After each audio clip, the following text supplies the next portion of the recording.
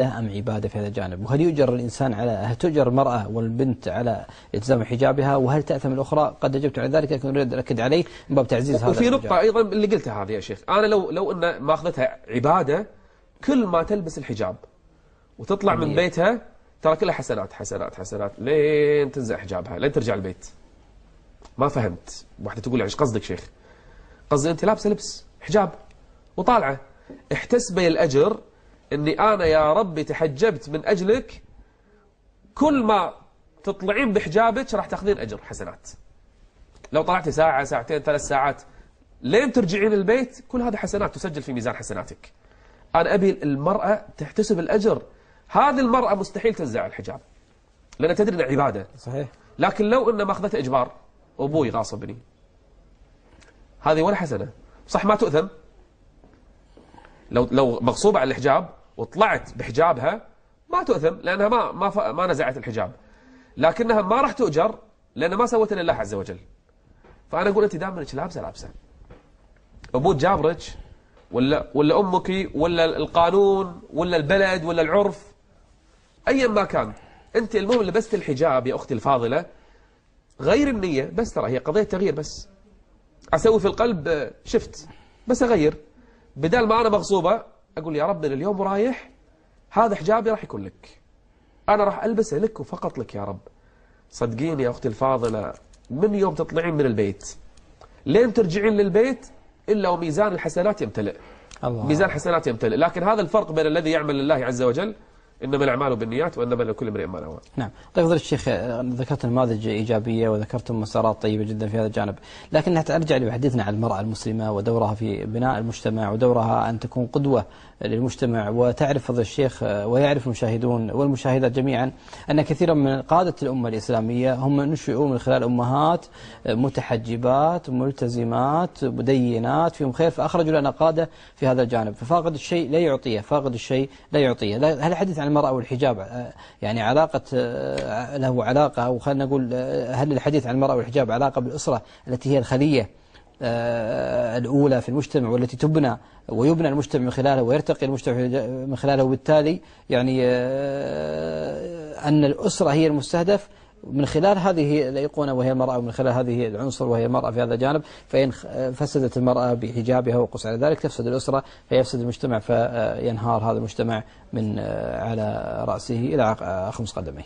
أبي بس تعقيبا على كلامك شيخ، أكرر اللي قلته قبل شوية، أن مو معناته المرأة غير محجبة أنها ما عندها الحياء، بالعكس كثير من غير المحجبات حياء أخلاق تربية، لكن ينقص الحجاب، والحجاب واجب. احنا ما نبي يعني ندمج هذا بهذا، ولا يحسب على كلامنا أن نتهم غير محجبة ولا نبرئ غير كل محجبة، لا، يبقى الإنسان بأخلاقه وعفته ثم يجب عليها الحجاب. المرأة لما تكون مثلا غير محجبة، بناتها كبروا، أول شيء ما راح تقدر تأمر بناتها بالحجاب لأن هي أصلا مو محجبة. أكيد. قد تكون هي ودها تتحجب لكن فاتها مثل ما تقول العمر، خلاص الآن أنا صعب، شو راح تقنع بناتها يعني؟ وغالب هذيل اللي متدينة لكن ما تحجبت، تكون تصلي ما شاء الله عليها وتقرأ قرآن وتعلم بوجوبه، لكن تأخرت في الحجاب فصار عليها صعب، ودها بناتها يتحجبون، راح تجد صعوبة. والبنت لو أمرتها الأم بتقول لها يبا أنت مو متحجبة، فراح تضطر المرأة أو الأم تسكت عن بناتها وتتنازل عن قضية الحجاب لأنها هي مو متحجبة أصلا. ولهذا الحال أنها تبدأ بنفسها وتلتزم بالحجاب، لأن بكرة ما راح تقدر تربي بنات على الستر والحجاب والعفة. ولا نخلط بين شيئين، قلت لكم نبي حجاب وعفة، نبي مظهر خارجي وأخلاق داخلية. ربي بناتك على هذا والزميهم بالحجاب. الشيء الثاني، لما تكون المرأة يعني غير متحجبة وغير لابسة الحجاب وتخرج بغير حجابها، ترى راح تتساهل أيضا في أشياء أخرى. لو بكرة قالت حق بناتها لا تسوون هذا لأن هذا الأمر غلط أو حرام أو ما يجوز، طيب يمه بس أنت يعني أيضا أنت قاعدة تسوين أشياء يكفي اللبس. وكم من شاب، وأنا ما أبي الحين أسبب يعني زعل بين الأسر، كم من شاب يقول لي شيخ أنا أمي مو متحجبة، استحي لما الناس يدرون أن هذه أمي. يحبها وأم أخلاقها عالية وربتهم تربية صح، هو يعني ما قصر ويا أمه وبار بأمه، لكن الشاب يقول ما أدري شلون أكلمها، يعني أستحي لما أطلع في مكان ولا الناس تطالعني وربعي يشوفون أن أمي بهذه الصورة. إذا حتى الأولاد راح يسبب لهم إحراج، وراح يسبب لهم أحيانا يمكن نوع من الانفصام. صحيح، انفصام النكد. اي يعني انا بالنسبه لي، هل انا شاب راح اكون متدين خلوق؟ هل ربعي راح يكونون بهالبيئه هذه ولا لا؟ اضطر ان اماشي ربع عائلاتهم ايضا كذي ما عندهم حجاب علشان انا ما اطلع بالصوره الشينه امام ربعي. اذا الام التي تصل الى مرتبه انها تتنازل عن الحجاب ولا تتحجب وتصير متزوجه وام لاولاد، هذا صعب تربي اولادها. ما اقول يعني مستحيل، لكن يصعب عليها في بعض القضايا.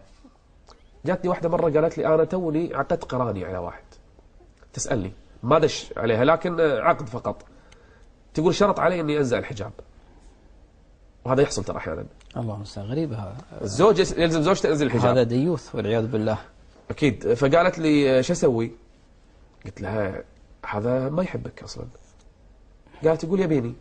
قلت لها مستحيل، الإنسان لما يحب الشيء يتمنى أن يتملكه أصلا. صحيح. يتمنى يكون له لوحده فقط. يغار عليه، يغار عليه. الغيرة دليل الحب أصلا. أي والله. قلت لها هذا أول شرط. قلت لها صار الزواج؟ قالت ما صار الزواج. قلت لها شوفي، هذا الرجل أنا أنصحك من البداية افسخ العقد. إذا كان من البداية يبي يفسخك الحجاب، بدل أصلا ما يقول لها أنا شرط أنك تتحجبين، يقول لها انزعي الحجاب. قلت لها أنا ما أنصح أنك تستمرين، هذا رجل قد تكون له نية ثانية أصلا بالزواج نفسه. شنو أنا أزين زوجتي أمام الناس؟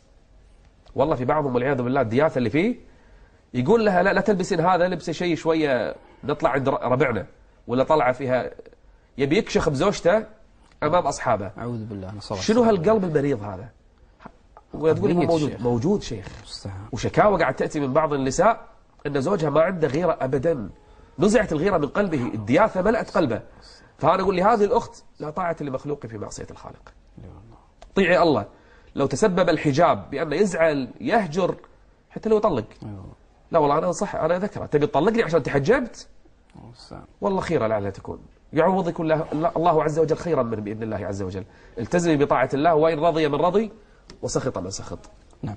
طيب فضيلة الشيخ، يعني هنا فيما يتعلق بجانب يعني الثبات على الحجاب في هذا الجانب وفي هذا الزمن بالذات، يعني ما هي الوسائل المعينة على الثبات على الحجاب في هذا الزمن التي تتلاطم فيه الفتن وتتفتح فيه الآفاق السيئة لكثير من ضعفاء النفوس والتيارات والإعلام وميديا جديد وقس على ذلك؟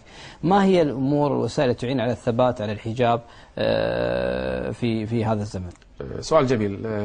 حتى بعض الأمهات اللي تقول بنتي مو راضية تتحجب، ما تحب الحجاب أو تحجبت ومتضايقة من الحجاب، هذا شو اللي يصبرها؟ شو اللي يعودها؟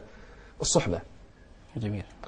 أفضل شيء إن المرأة أو الفتاة يعني تدور بيئة من أهل الحجاب، لأن المتحجبة لو كانت في بيئة سيئة، احنا يسمونهم اليوم يسمونهم الفري، بيئة المتحررة، لو هي بين هذه البيئة راح تسمع كلمات الاستهزاء والسخرية يصير ضغط عليها، لأن البيئة اللي حولها بيئة سيئة.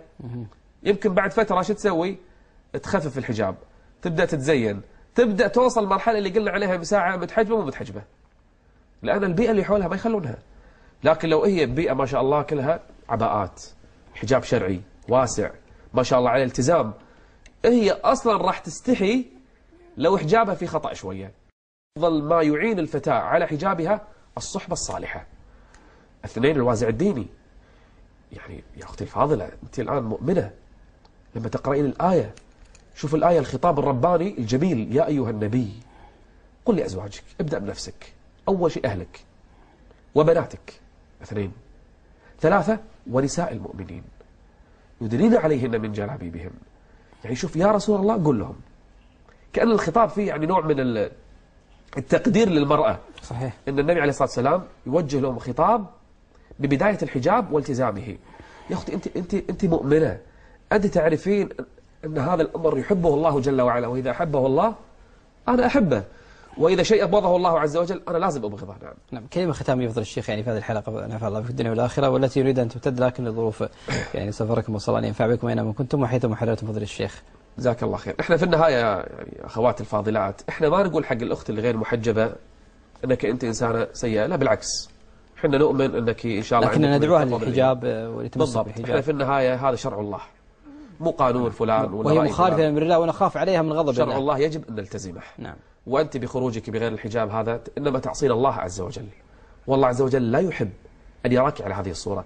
تخيل شيخ لو واحد يحبك من ربعك الخاصين يقول لك أنا أحب عليك هاللبس، لما تروح لتلبس هاللبس هذا لأنه ودك تكشف قدامه. نفس الشيء. حتى البنت مرات لما يقولون لها ما شاء الله اللبس وايد حلو عليك كل مرة تلبسه. الله. لله المثل الأعلى. الله يحب ألا يرى أمته خارجة من بيتها إلا بهذا اللبس. الله أكبر. ما عليه من البشر، زعلوا البشر، كرهوني البشر، ضحكوا عليه البشر، ما همني رب البشر. إذا رب العالمين راضي بلبسي، والله لو كل العالمين مو راضين ما هموني. ربي راضي خلاص، من اليوم رايح راح أطلع من بيتي كما يحبه الله عز وجل، وراح ألبس ما يرضي الله جل وعلا. والدعاء يثبت، والقرآن يثبت، الوازع الديني يثبت، الصحبة الصالحة تثبت، قيام الليل يثبت، دروس الوعظ والإيمان تثبت. وبإذن الله عز وجل نثبت جميعا على هذه الطاعة وهذه الشعيرة التي صارت هي من شعائر الإسلام بالحجاب. والله أعلم. أحسن لك الشيخ نبيل العوضي ونفع الله في الدنيا والآخرة. لم يبقى لنا في نهاية هذه الحلقة من برنامجكم حياة القلوب اللي نتقدم لك بوافر الشكر والتقدير على ما قدمت من برامج وأنشطة في دولة قطر، سواء من خلال راف أو من غير راف، من المشاريع الأخرى العملاقة الدعوية المؤثرة المصلحة لمجتمعاتنا المسلمة. شكرا لك فضيلة الشيخ نبيل، وسفر سعيد بإذن الله سبحانه وتعالى، وتصل إلى أهلك إن شاء الله في الكويت سالما غانم بإذن الله سبحانه وتعالى. شكرا لك وبارك الله فيك ونفع بك في الدنيا والآخرة. إلى هنا أيها الأخوة والأخوات وصلنا إلى ختام برنامجكم حياة القلوب في حجاب بلا حجاب. فأتمنى أن نحصل على الحجاب الحقيقي الذي ينبغي أن يكون، وأن نحصن بناتنا بهذا الحجاب. إلى أن نلقاكم في حلقة قادمة، ابقوا في طاعة الله واستودعكم الله، والسلام عليكم ورحمة الله وبركاته.